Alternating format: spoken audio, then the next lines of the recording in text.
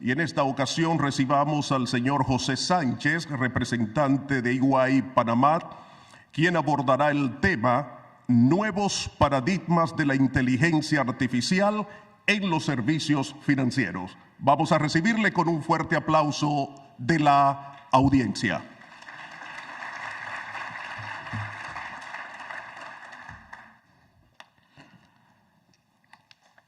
Buenos días.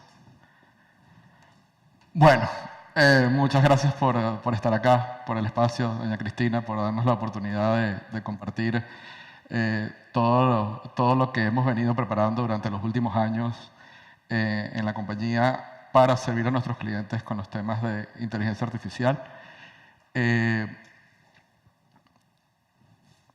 Perdón, mi primera vez con este aparatito. Ok. Me pidieron que me presentara porque como yo no soy don Alejandro, debo tal vez darles un poquito de contexto de dónde viene lo que les estoy diciendo. Bueno, mis chicos pusieron 20 años allí como que fuera la gran cosa, dada la audiencia. Es un baño de humildad tener a todos ustedes al frente. Pero bueno, he tenido la oportunidad de trabajar con EY y otras consultoras en 10 países de la región. He hecho más de 50 proyectos y mi background es 100% comercial y operativo. Yo no soy ni matemático ni estadístico, pero la vida me ha llevado por ese camino y he liderado áreas de analítica avanzada. He creado esas áreas en varias instituciones, incluido Banreservas, banco con quien estuve aquí 3 años en el 2014 liderando el proyecto de transformación que ellos tuvieron en aquella época. Yo era el gerente de ese proyecto del lado de los consultores. Y mi más reciente esfuerzo fue crear un laboratorio de inteligencia artificial que está 100% enfocado no en Research and Development, que es lo que de repente hacen las compañías famosas de inteligencia artificial, sino de aplicar esta tecnología al día a día de las empresas. Y tengo una familia hermosa y 2 niños chiquitos que me vuelven loco. Entonces, bueno, hoy vamos a estar viendo un poco, yo no voy a hablar mucho de la teoría técnica de la inteligencia artificial, pero sí voy a dar un mini contexto para que estemos hablando todos de lo mismo. Vamos a entrar en lo que consideramos son los nuevos paradigmas de la inteligencia artificial aplicada a las empresas. Vamos a estar viendo cuáles son las oportunidades, pero también los retos.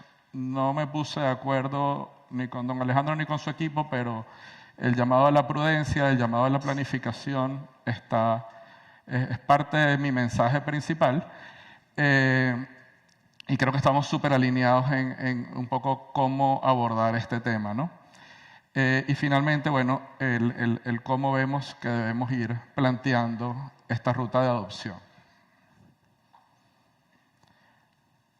Bueno, como un poquito para conocernos, ya yo me presenté, ahora un poco para saber del lado de ustedes, me van a ayudar con las manos.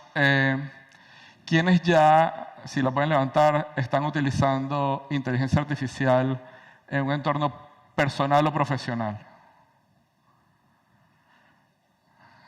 Ya hay muchísima luz, ¿no? Casi no veo. Pero muy bien, veo muchas manos arriba. Ok, ¿quién está trabajando en iniciativas que están enfocadas a la implementación de temas asociados a inteligencia artificial? Bastantes manos, súper bien. Bueno, y la última es, ¿cuántos de acá ya nos consideramos que somos solventes y expertos en estas tecnologías como para entender cómo funcionan por detrás y cómo las podemos aprovechar al máximo? Excelente. Bueno, el pequeño repaso que vamos a hacer de contextualización que quiero hacer es la diferencia. AI es un concepto muy amplio y no todos los AI son lo mismo. El AI tradicional que llamo yo es el AI de los algoritmos predictivos de las 5 cajitas en Excel, que si yo jalo el puntico de abajo a la derecha y lo extiendo así, genera otros números. Esos algoritmos que están por detrás es lo que yo llamo la IA tradicional. Es simplemente análisis predictivos, estadísticas aplicadas y es totalmente... se me fue la palabra, así que sigamos. Podemos replicar el ejercicio porque es una fórmula matemática. GenAI es lo que hemos vivido todos con ChatGPT. Es un layer nuevo de inteligencia, también algorítmica, aunque no es tan obvio el algoritmo por detrás. Desarrollar ese algoritmo vale cientos de millones de dólares y cuando los chinos de DeepSeek dijeron que lo hicieron solo por 5, le tumbaron $1 trillón de valor a la bolsa. Entonces, es así de complicado hacerlo por menos de $100 millones. O sea, al punto que nadie se hubiese esperado que era posible. Ojo, seguramente es mentira, pero ese es el efecto. Esta capa es con la que nosotros interactuamos como interactuar como una persona. Uno escribe algo, esto entiende o hace parecer ver que entendió y nos responde algo bastante sensato. Y esa capa de interacción ha habilitado todo este mundo y lo ha hecho mainstream. Ahora la gente ya sabe que esta capacidad está allí. Pero donde realmente están las oportunidades de automatización y ahorita vamos a ver un poquito lo que yo llamo superpoderes para las personas, es en este último layer de Agentic AI y APA. ¿Okay?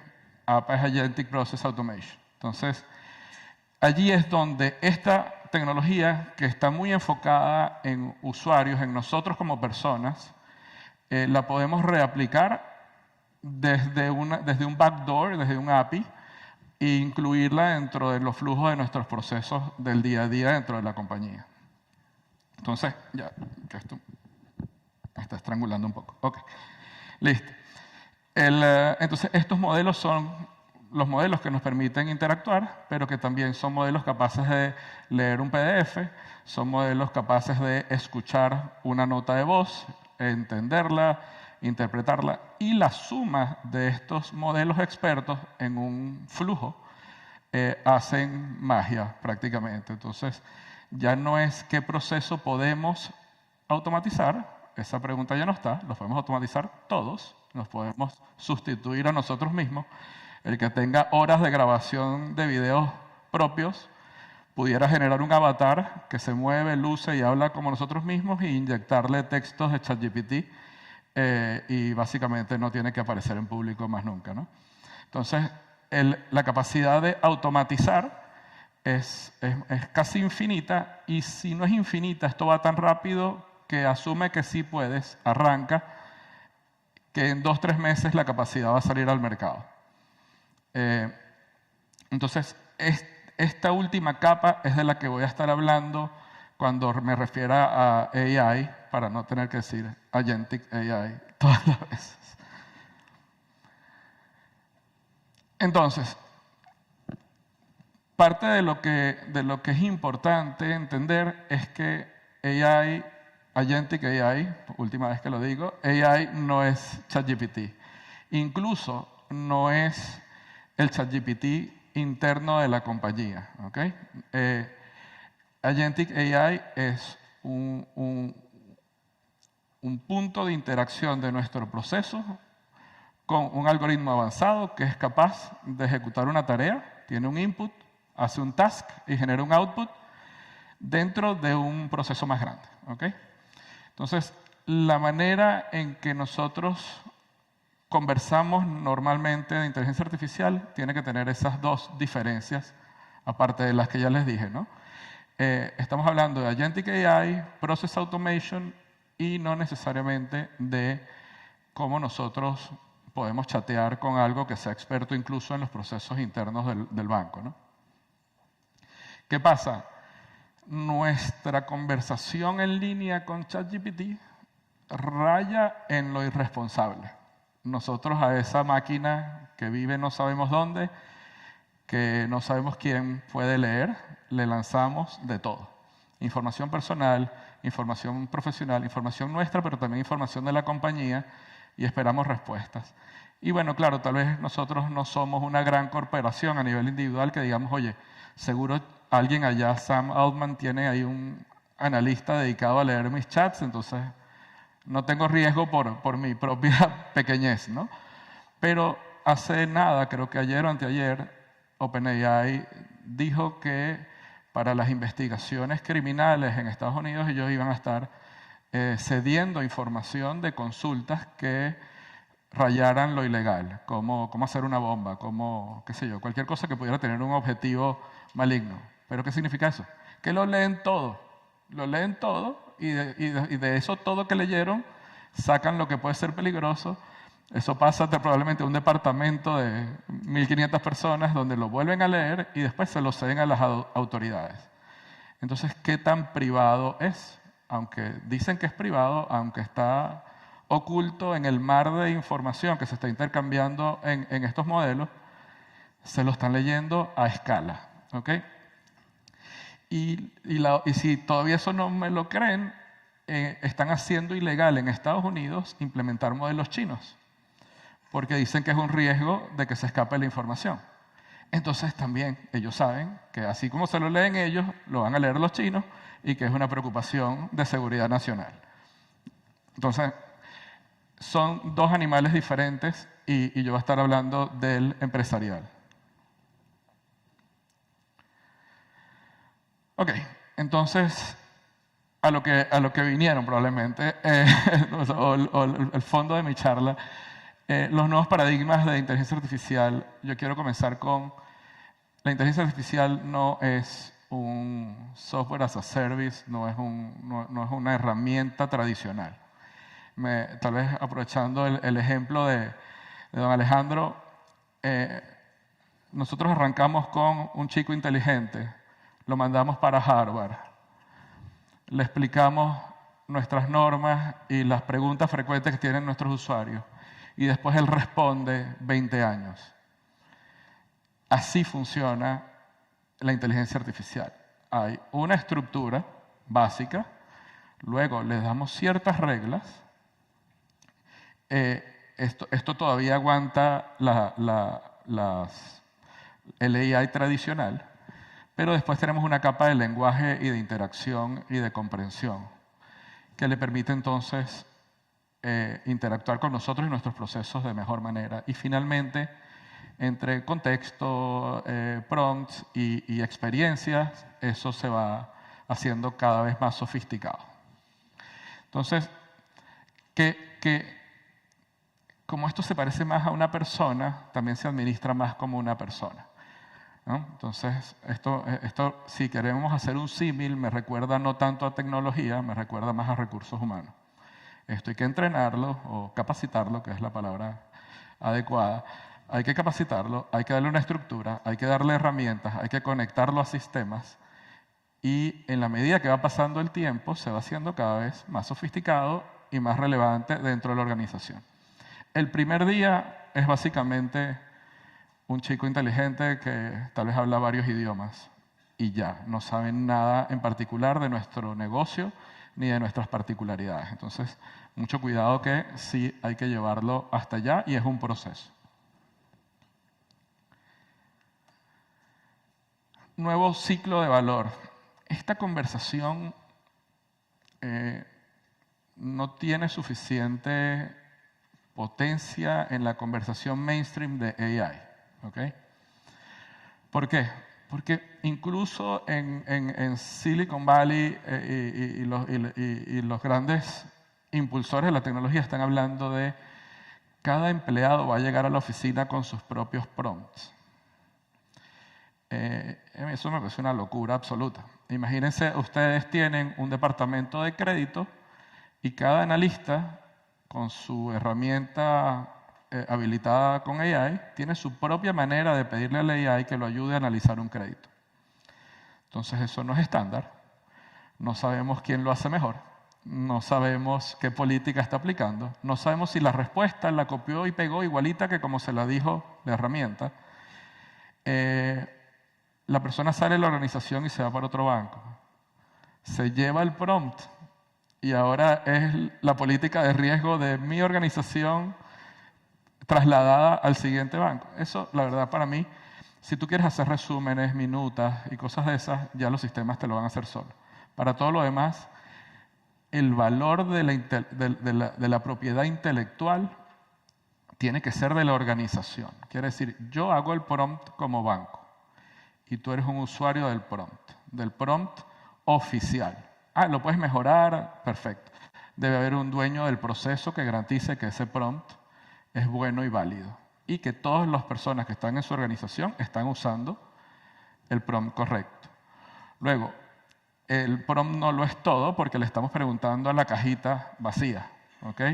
Hay otras capas, ¿no? Nosotros tenemos que, para no tener que todas las veces que vamos a hablar con nuestro LLM, con nuestro modelo de AI, no, sería tonto decirle todas las veces, estas son mis políticas de crédito. ¿Por qué? Porque eso tiene un costo de tokens, eso tendría que interpretarlo cada vez, tendría que volverlo a meter dentro de la conversación. Básicamente lo que agarramos es un modelo que podamos nosotros hacerle fine tuning y darle piezas de información importantes que necesitamos que siempre considere para que, dado un prompt y un contexto, que es lo siguiente, pueda sacar una respuesta. Entonces esto es como un entrenamiento específico donde ya estamos dando las reglas, que era la segunda cajita. Ese fine tuning también tiene que ser parte de la propiedad intelectual de cada compañía y para cada proceso.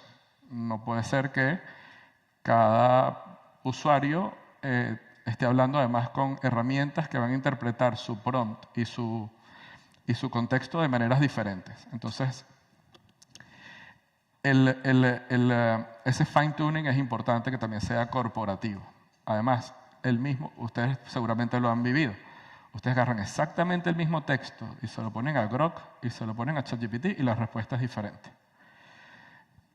Hasta incluso se lo pones a ChatGPT una vez, vas, te tomas un vasito de agua, vuelves y se lo vuelves a poner y no es idéntico. Entonces, realmente tú necesitas consistencia porque imagínense una aprobación de crédito, voy 3 años después a ver qué pasó, a hacer una auditoría y resulta que dice, no, yo usé ChatGPT y ¿cuál fue el prompt? No sé. ¿Y qué te respondió? No sé si lo documenté, me respondió que sí, estaba aprobado. Pero ¿cuál fue la lógica de pensamiento? ¿Quedó registrada? No. ¿Copiaste tal cual las respuestas y las consideraciones en tu informe para aceptar el crédito? No lo sé. Entonces, realmente eso no puede quedar en una conversación privada entre un analista y su versión de ChatGPT, ¿no? Entonces, lo tercero es el contexto, que bueno, siguiendo con el ejemplo del crédito, yo le explico que yo quiero aprobar un crédito, que me haga un informe de esta manera, pero el contexto es, estos son los documentos del cliente en particular que vamos a analizar. Entonces le lanzo el PDF con toda la información.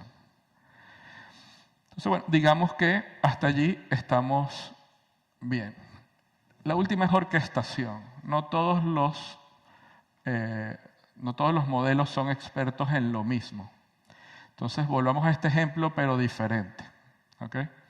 Digamos que tengo una capacidad en WhatsApp para mis clientes para hacer originación de crédito. Entonces, primer paradigma, entiendo que hay autoridades acá de inclusión financiera. No hay que llenar un formulario porque el AI te puede entrevistar en español y si le respondes lo que no es, te puede decir, no, eso no era la pregunta es esta otra. Entonces, la gente no necesariamente tiene ni siquiera que leer. ¿Okay? Esto puede hacer una interacción por voz.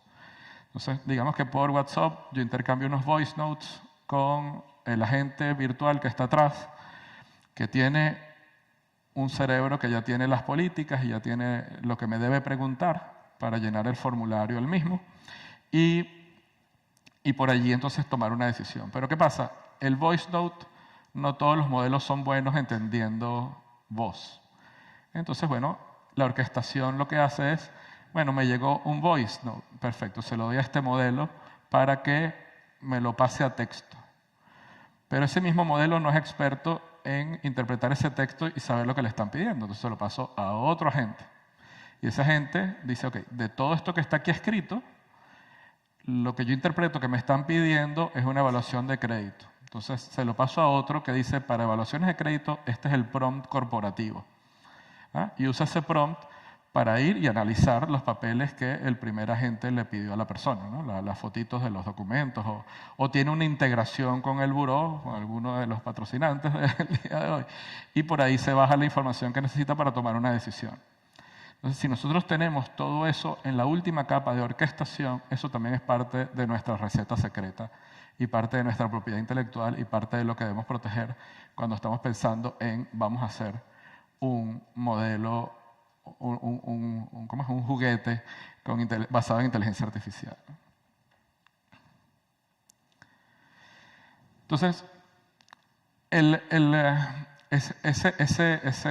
juguete, como me refería antes, requiere otra capa de capacidades, ¿no? Nosotros debemos poder mantener los mismos niveles de seguridad y privacidad que hemos mantenido para todas las demás interacciones con nuestros clientes en la industria. Los datos siguen siendo igual de privados, igual de vulnerables, igual de valiosos para personas con malas intenciones. Entonces, es súper importante mantener esa privacidad. Ahora, el canal es el mismo. Entonces, si el canal es seguro hoy, yo no veo tanta preocupación. Llevamos años blindándonos y los que tienen debilidades saben que las tienen y los que tienen fortalezas también, pero no es un nuevo paradigma de por sí. ¿Qué sí es un paradigma? Que yo antes, por ejemplo, en mis ejercicios de nube, yo a la nube subía todos mis datos cifrados y guardaba el numerito del cliente y el nombre y la información personal abajo y la transaccional arriba. Entonces garantizaba que había cierto nivel de seguridad, incluso si me robaban los datos transaccionales. Pero ahora estas herramientas manejan como datos, un dato ahora puede ser el PDF del contrato que se cerró al construir la hipoteca. Entonces ahí hay mucha información y ese documento, como ahora lo puedes usar para distintas partes del proceso, se convierte en un nuevo dato. Oye, ¿ese dato puede estar en la nube cifrado de qué manera? Puede estar, hay garantías de seguridad, pero si ese se lo roban, tienen todo. Entonces, hay todavía una incipiente pero naciente tendencia hay cosas que ya no me atrevo a tener en la nube. Entonces, los que ya están 100% nube, ahora tienen unas preocupaciones nuevas con AI, porque además imagínense en Coca-Cola, algún ingeniero químico en alguna planta, en alguna parte del mundo, quiere bajarle 1 centavo al galón de Coca-Cola y se le ocurre poner la fórmula de la Coca-Cola en su ChatGPT interno. Sí, claro, pero está en la nube. Si esa fórmula se pierde, Coca-Cola no vale nada. O sea, vale la marca, pero no deja de tener su principal secreto corporativo, queda expuesto. Entonces, oye, el modelo está incluso en mi nube. Tengo este contrato firmado por este proveedor de nube top del mundo que dice que me garantiza que no va a pasar nada. Pero si pasa, pierdo la compañía. Entonces, hasta cierto punto hay un vértigo que está generando que hay cositas que ahora se van a mantener en tierra. No todo, probablemente la gran minoría de las cosas, pero sí hay una nueva preocupación por allí. Eso nos lleva a tener una capacidad de independencia tecnológica. Seguramente si han tenido conversaciones con sus proveedores tecnológicos y le empiezan a hablar de AI, hay dos conversaciones. Está la conversación de cuánto cuesta la licencia y luego está la conversación de cuánto cuesta el token.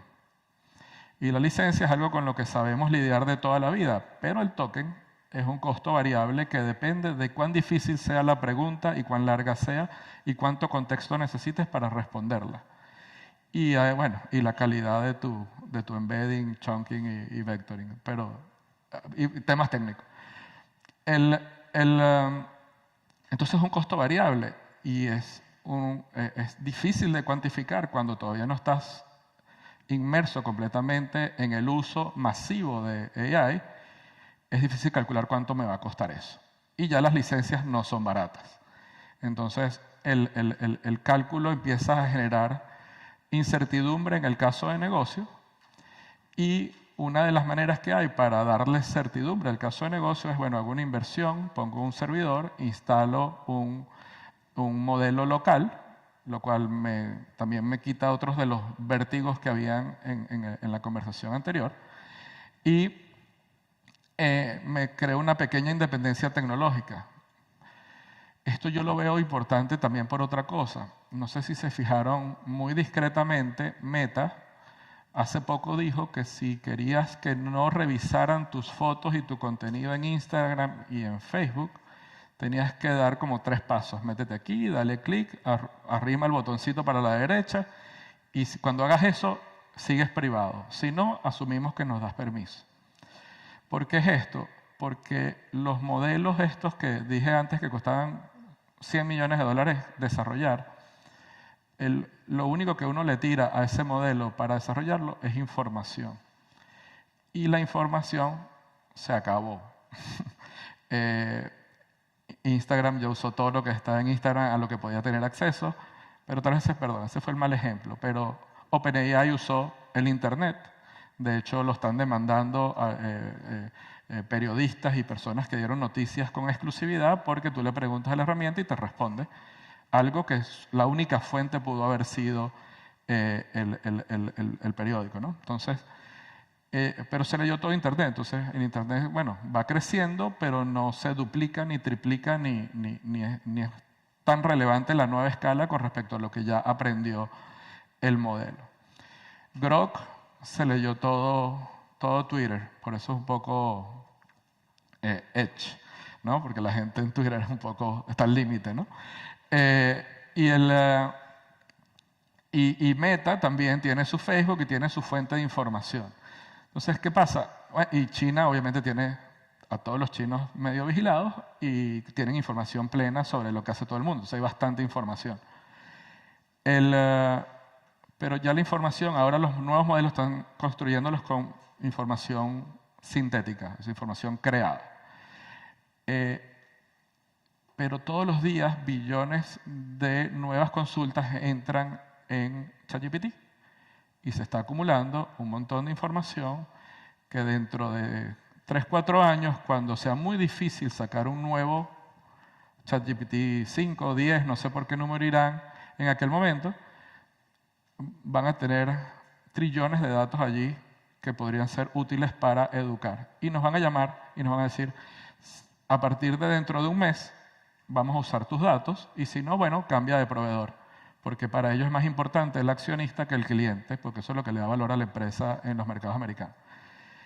Y nosotros vamos a tener una dependencia tecnológica brutal, porque aunque nos movemos para Grok no da las mismas respuestas que ChatGPT. Entonces ahí eso va a ser caótico, tener esa dependencia.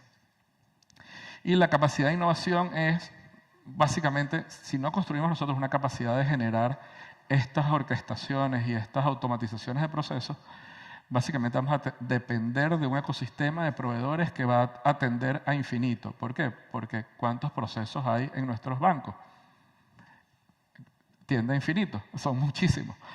Y si cada proveedor se especializa en uno o en un subgrupo de procesos, bueno, saquen la cuenta de cuántos proveedores necesitarían. Entonces, realmente hay que tener un caso de negocio, hay que tener una visión de dónde aporta valor, pero también nosotros tenemos que tener una independencia de poder construir.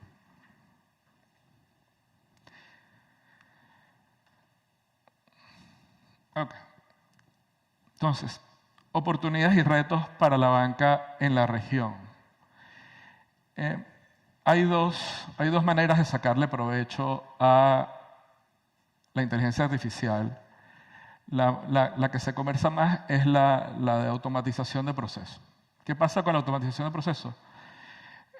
Requiere cierto estómago para delegarle a la máquina un proceso en la que históricamente hay puros humanos, incluso dejando, como lo llaman, human in the loop, aunque haya una persona por allí monitoreando y verificando, darle la decisión a la máquina sobre lo que el humano puede estar interpretando, tiene sus temas. La otra cosa es, estamos dispuestos a deshacernos del 60% de nuestros empleados. solamente por buscar eficiencia a favor de esto, y después cómo lo gobernamos. Entonces, ahí hay un proceso de adopción paulatino. ¿Cuál es la otra que se habla un poquito menos? La segunda. Se habla menos en la forma, ahí tengo que hacer una acotación, ¿no? Esto es AI Enhanced Workforce. Esto es fuerza de venta mejorada con AI. Que no quiere decir que les di ChatGPT a todos mis empleados a $200 mensuales la licencia por 12 meses multiplicado por la cantidad de empleados. Es un montón de dinero. Esto es, tengo lo que les dije antes, le doy a mis empleados una parte de mi propiedad intelectual, un desarrollo que hice yo, basado en AI, para que él pueda acceder a un proceso. Por ejemplo, un desarrollador en sus equipos de tecnología. Nosotros podemos desarrollar un modelo de AI que verifique que el desarrollo que hizo de un portal web cumple con los colores, el tipo de letra, no tiene errores ortográficos y hace todo un QA básico. Eso es bastante sencillo hacer y eso lo puedes invocar desde Cursor, desde cualquier plataforma de desarrollo con AI. Entonces, él no hace el prompt, él no genera la lógica, él tiene un botón que dice revisar. ¿No? Es un poquito más que un botón, hay que darle como 3 botones, pero revisar. Y esto le genera un informe que tiene un estándar que creó el Departamento de Tecnología de qué tanto cumple o no cumple. ¿Okay? Entonces eso es un superpoder. Y con eso puedo hacer documentación, puedo interactuar con GitHub, puedo interactuar con varias otras herramientas. O sea, puedo tener una capa de varios superpoderes que le estoy dando al equipo que no requiere ni que hagan el prompt ni que hagan nada. Simplemente que aquí está mi código, llegué hasta acá, clic, y esto ejecuta un proceso end-to-end y la persona entonces adquiere ese superpoder. Puede hacer su trabajo mejor, más rápido, más consistente, de mayor calidad. Y eso es 100% diferente a, aquí tienes tu licencia ChatGPT, pregúntale, copia y pega el código de aquí, ponlo acá, y pregúntale cómo hacerlo de manera genérica. Eso no es a lo que me refiero. Entonces, estas son las dos maneras en que nosotros podemos usar AI. Ahora, ¿con qué objetivos? Bueno, el uno, para mí, es mejorar la experiencia del cliente externo e interno. Pero incluso el interno me parece que es la frontera que está más cercana a nosotros. Que las personas puedan fácilmente, por ejemplo, la función de recursos humanos, que es 100% de cara a los empleados. Hay muchísimas cosas que se pueden automatizar y que cada empleado puede interactuar con agentes que hacen procesos repetitivos y que el input tal vez sea una carta o que sea una cosa sencilla. Entonces, la experiencia del cliente interno mejora muchísimo y le permite entonces a la organización también moverse al segundo objetivo, que es reducción de costos estructurales y mejora del time to market. Si yo soy capaz de tener desarrolladores con superpoderes, un recurso humano que me contrata a las personas más rápido en tecnología que necesito para generar estos superpoderes, las personas no están, el costo de tal vez de algunas funciones de recursos humanos se traslada al negocio. Entonces, bueno, también voy a tener una mejora estructural de que yo no soy una compañía que tengo una carga interna para poder operar de puros temas administrativos, sino que mi dinero está ahí donde hay valor. Entonces, puedo reducir costos, pero también puedo enfocarme en las cosas que agregan valor de cara a mis clientes, ¿no? Y la última es generación de nuevos ingresos, productos digitales, plataformas y finanzas embebidas.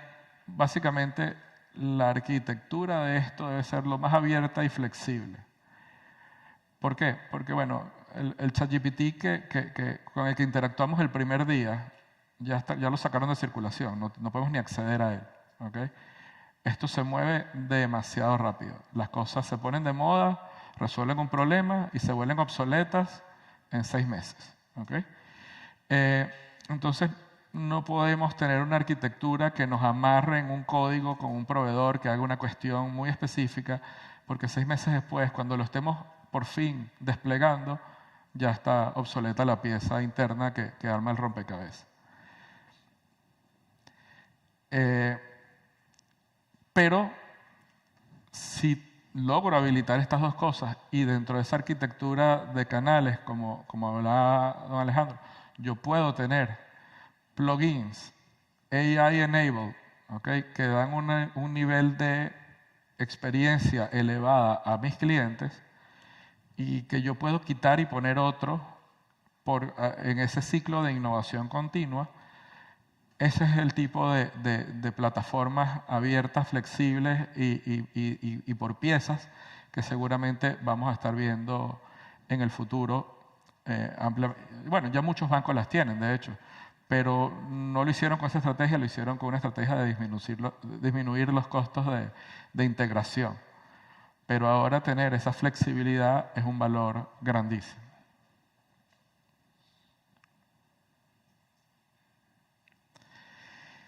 Entonces, bueno, esto lo extraje ahorita de la presentación anterior. Es básicamente alguien, no sé quién, cuando arrancó AI, dijo: empiecen pequeño, acotado, pero empiecen ya y hagan pruebas de concepto.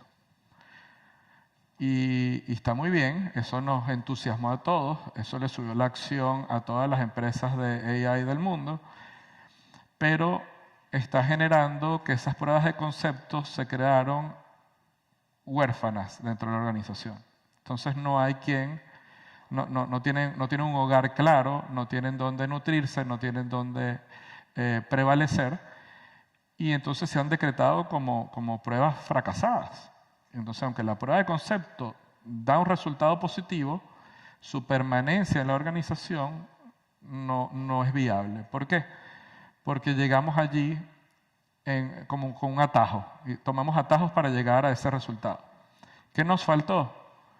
Bueno, nos faltó entender cómo esto está embebido dentro de un marco regulatorio que a veces hace que lo posible técnicamente no es lo posible legalmente. Entonces algunas iniciativas mueren cuando descubren que está la facilidad, pero que, por ejemplo, esos datos que yo quiero usar para este propósito no los puedo usar o no los puedo compartir con una tercera persona que además tiene su centro de datos en otro país.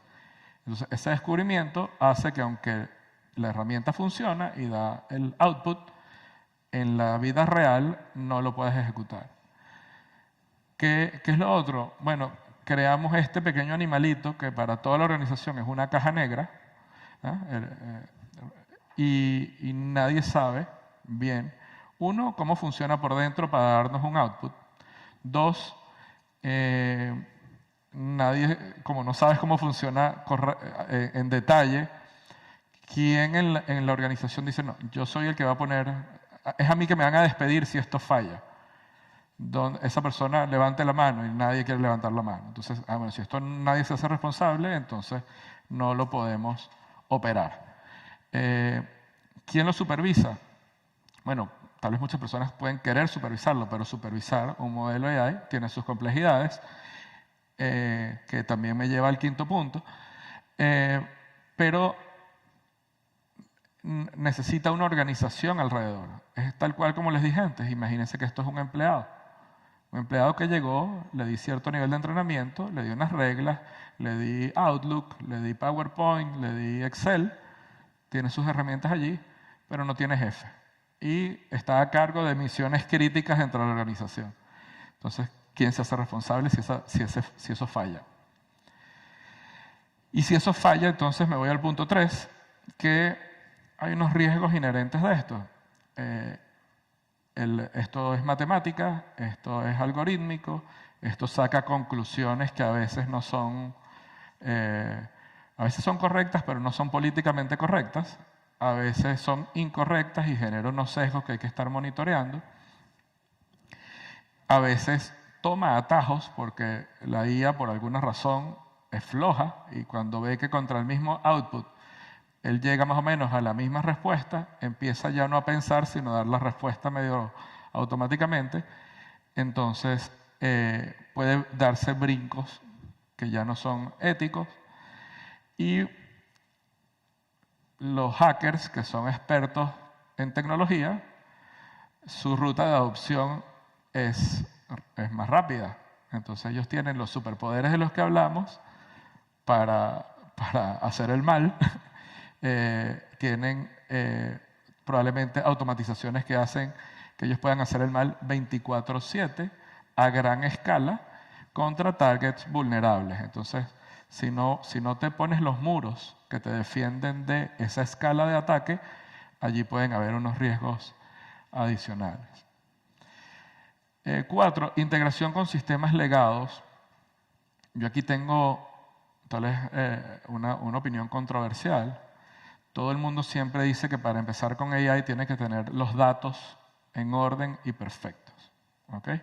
Y que hasta que mi data lake o que mi integración o que mi data governance no esté en un nivel de sofisticación alto, esto es palabra prohibida. Ahora, en el proceso de crédito que yo les comenté antes, ¿cuántos datos usé? No usé ningún dato. Usé un modelo, usé los datos que el cliente me dio en el onboarding, usé una integración con el buró y básicamente ya. O sea, probablemente si es ya cliente puedo ir a buscar el nombre, el apellido y la cédula para ahorrarle algunos pasos en el proceso. Pero esos datos sí los tenemos. Espero. Pero no requiero un data processing salvaje. Entonces, hagamos otro ejemplo. Departamento legal, el contrato de hipotecas.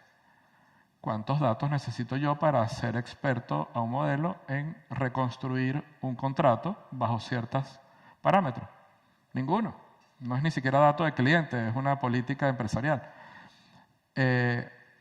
Entonces, la data es crítica para el AI de Analytics, ¿okay? La primera capa, pero no para la de procesos. Ojo, sí la función de datos tiene que prepararse para darle tratamiento de datos a documentación, a voice notes, a transcripciones, a imágenes que se van a convertir en datos. Eso es importante, pero eso lo podemos ir administrando a medida que vayamos generando casos de uso. Pero como nosotros no vamos a hacer un ChatGPT nuevo desde cero, o mejor nos dedicamos a eso y no a la banca, ellos son los que necesitan muchos datos, pero después que el algoritmo está listo, ya esos datos, ya esa parte del proceso ocurrió. Entonces, la integración con sistemas legados es una barrera, pero podemos avanzar mucho en reconstruir casos de uso relevantes, integrales para la operación. Básicamente no importa el estado que estén los datos principales transaccionales.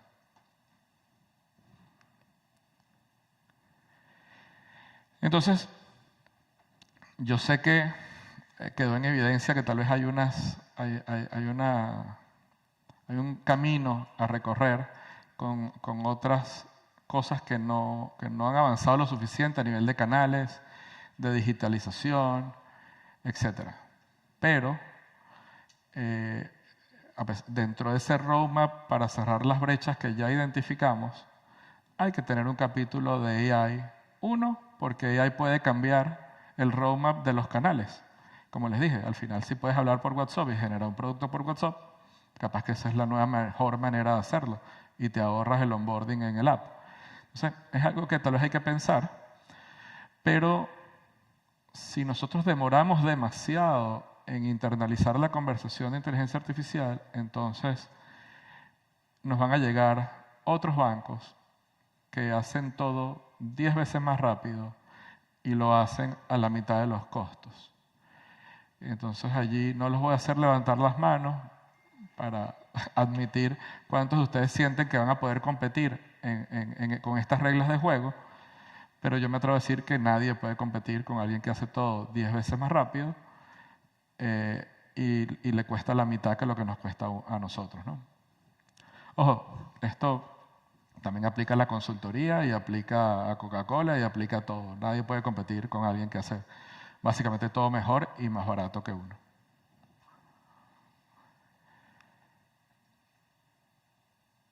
Entonces, ¿qué vemos que debemos ir haciendo para adoptar inteligencia artificial? Entonces, bueno,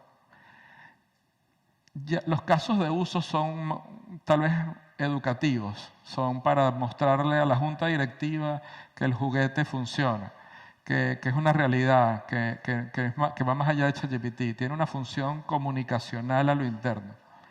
Pero esa nivelación tal vez tiene que cumplir ese primer propósito de una nivelación conceptual.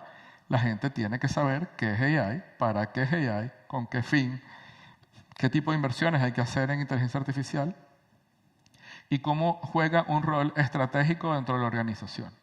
Ojo, cada organización con el apetito de adopción que sea. Por eso que esta fórmula es suficientemente genérica y no hay un roadmap único para que todo el mundo diga, ok, primeras 3 semanas hago esto, segundas, otras semanas hago lo siguiente, ¿no?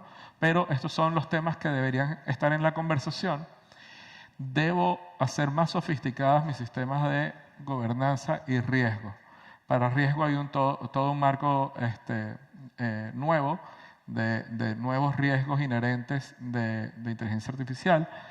Y para gobernanza tiene que haber un ente responsable de las iniciativas de AI en la organización. Ya sea un comité, aunque eso tiene otras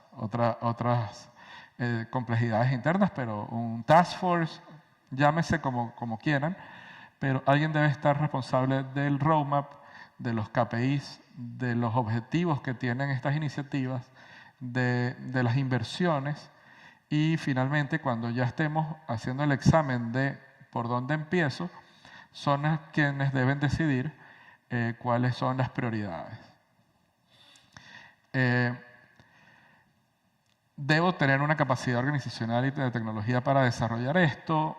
Yo recomiendo una arquitectura propia y autonomía, tal vez lo conversaba un poquito antes. Y el último capítulo de Personas y Cambio que debe acompañar cualquier transformación. ¿Okay? Les, rapidito, todo el mundo, top-down, o sea, principal recomendación, no de igual, de todas las consultoras del mundo. Si esto no nace en la junta directiva y en presidencia, no funciona. No funciona. No hay ningún gerente que vaya a lograr convencer a toda la capa ejecutiva, al C-suite, de que esto es importante. ¿Okay? Eso tiene que venir top-down, una decisión estratégica. Ojo, la estrategia no es AI. La estrategia es, queremos crecer, queremos ser más eficientes y AI es una capa habilitadora. ¿Okay? Pero bueno, para saber y poner metas lógicas, todo ese equipo que traza la estrategia debe tener nociones básicas de cómo funciona esta tecnología.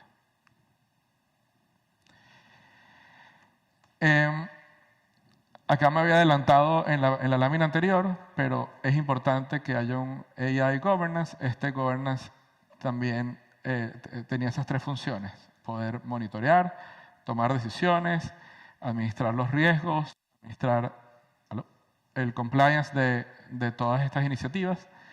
Y la última es también establecer los marcos éticos y normativos. Es importante tener unas reglas de juego de para qué sí y para qué no AI y que además esto sea transparente para nuestros clientes. ¿Okay?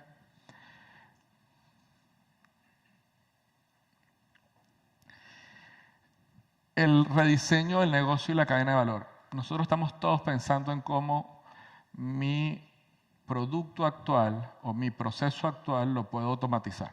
Y eso es bueno y válido. Pero eso tiene un momento y una lógica transitoria. ¿Por qué? Porque lo próximo que tenemos que hacer es repensar nuestro middle office, nuestro back office y nuestra oferta a clientes. ¿Okay? Nosotros tenemos que poder entender cómo podemos amplificar nuestra propuesta de valor y cómo la podemos amplificar a partir de superempleados, de una transformación interna de nuestras capacidades y de cómo esto gira alrededor de un tema de experiencias diferenciadas de nuestros clientes. Antes decíamos, no, bueno, la segmentación. Yo llevaba equipos de analítica y la segmentación básicamente es el primer día de trabajo. pero ahora se habla de segments of one. Hay una buena oferta de valor para cada cliente, un mejor canal para cada cliente, una mejor interacción de cada cliente con cada canal, y ese nivel de hiperpersonalización es un tema que es difícil de administrar a escala, pero hacia allá va todo. Entonces, una vez yo tenga todo esto, yo debo poder entender estos cambios, priorizarlos, tener una capacidad de traerlos a la organización. Luego de que están allí, tengo que poder gestionar eso en el día a día, saber cómo sacarle el máximo provecho, saber si está cumpliendo con los indicadores que yo establecí o que establecimos al principio de la iniciativa, y finalmente cómo esto evoluciona en el tiempo para que tampoco se quede allí estático, ¿no? Capacidad de organización y tecnología. Esto es algo que se hace con las personas, nos va a llevar también al último punto de gestión del cambio, pero nosotros debemos tener algún punto de excelencia, un sitio donde en la organización se hable de este tema en profundidad, se sepa qué oportunidades tenemos, qué vulnerabilidades tenemos, cómo esto se puede usar en nuestra contra, cómo aprovecharlo para evolucionar y incluso capacidad de desarrollo, ¿no? Porque, como le dije antes, si no, vamos a tener 300 proveedores, cada uno para un proceso, y administrar eso en plataformas diferentes, con contratos diferentes por consumo, eso nos va a matar el negocio. Y esa decisión va a estar ahí todos los días. Debo construir algo, adaptar algo o comprarlo. Y yo creo que estamos empezando, tenemos tiempo, hay que desarrollar el talento, pero deberíamos ser capaces de hacer las tres, ¿okay? Dependiendo del proceso y dependiendo de la urgencia.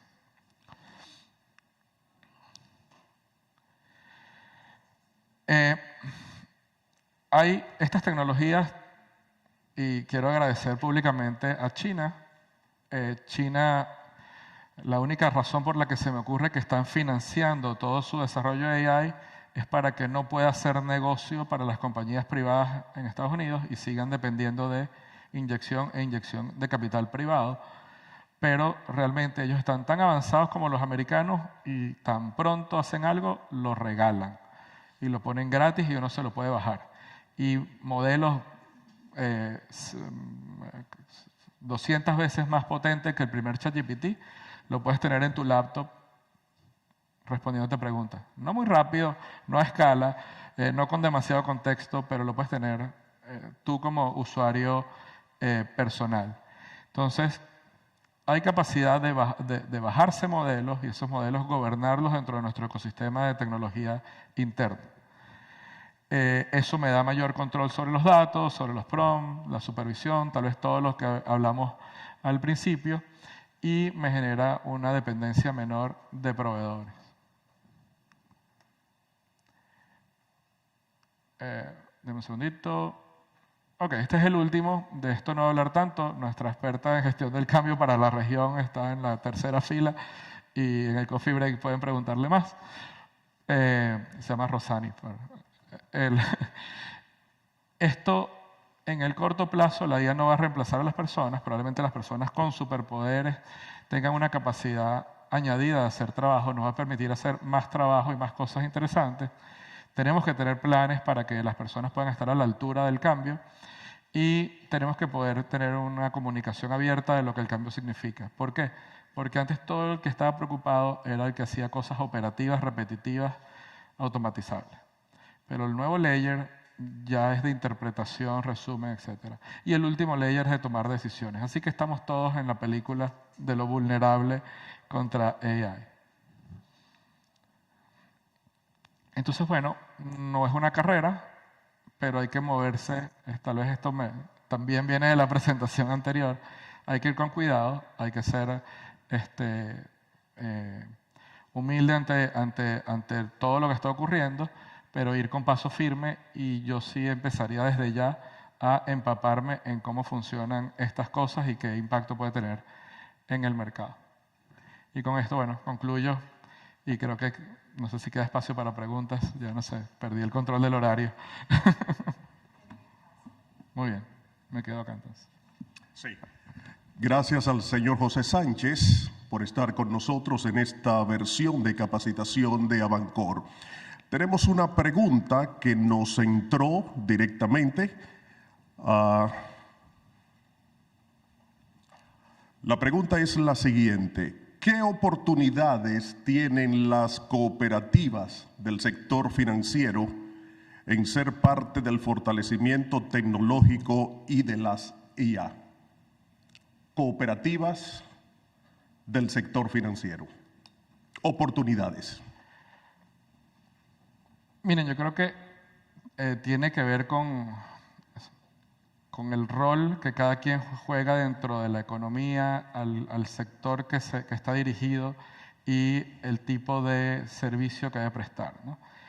Con el caso de las cooperativas, yo les mencionaba que la IA abre un umbral gigante de bancarización y de acceso. Y además, si logramos eficiencias, podemos trasladar precio y sofisticación en productos de una manera que sea sencilla. Entonces yo creo que el hecho de que podamos llegar a más gente, podamos simplificar la manera en que prestamos servicios financieros, en que damos acceso a los servicios financieros, es tal vez donde puede haber un rol protagónico específico de las cooperativas bueno, básicamente de los asociados presentes, ¿no? Porque hay un target a mí me encanta que nosotros en estas compañías gigantes de consultoría, nosotros tenemos la presentación que le hicieron a Deutsche Bank unos compañeros nuestros en Suiza. Pero el proceso de aplatanamiento es crítico y por eso no hay recetas secretas, no hay una verdad que aplique universalmente. Yo creo que aplatanar esta tecnología para que atienda las necesidades de nuestros clientes es donde nosotros tenemos que trabajar en conjunto y bueno, gastar algún par de bloquecitos de post-its en alguna oficina, ¿no? Pero sí, hay muchísimas oportunidades para avanzar.